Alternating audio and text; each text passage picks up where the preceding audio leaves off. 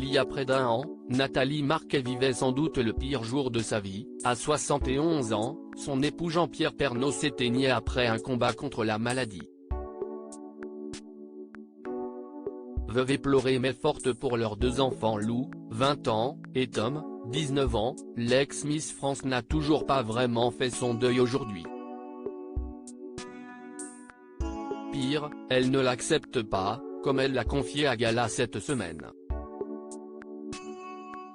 Tout le monde dit qu'avec le temps, elle s'atténue, la douleur, note de la rédaction.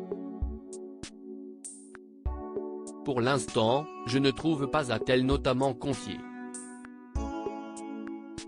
Et notamment en raison d'une colère qui l'étreint parfois et de questions sans réponse, et si on avait fait de mauvais choix médicaux ?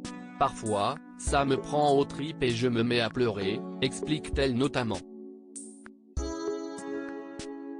En effet, certains détails lui font encore beaucoup de mal. Il s'est battu comme un lion contre son cancer du poumon et il est mort d'autre chose, un choc qui n'est pas normal pour la maman des deux jeunes adeptes de TikTok. Qui argumente même, quand il a été hospitalisé, il n'avait plus de traces de cancer, mais des problèmes de coagulation.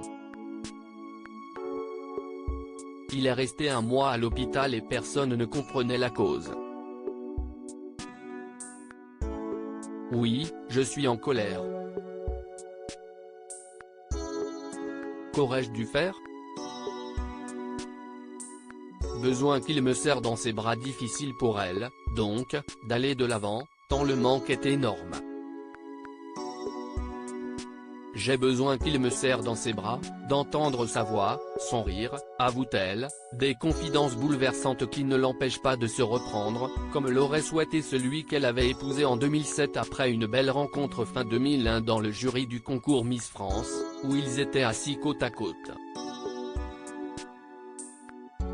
Pour rappel, le présentateur historique du JT de 13h de TF1 avait pris une retraite bien méritée le 18 décembre 2020 lors d'une émission qui avait rassemblé sa famille et même son petit-fils Léo, le fils de son aîné Olivier, comme sa fille Julia, née d'une première union. Un retrait après avoir présenté le journal pendant 33 ans, de 1988 à 2020, avant d'annoncer sa maladie en 2021, une rechute d'un cancer de la prostate déjà soigné en 2018. Il est ensuite décédé suite à plusieurs complications de son état de santé.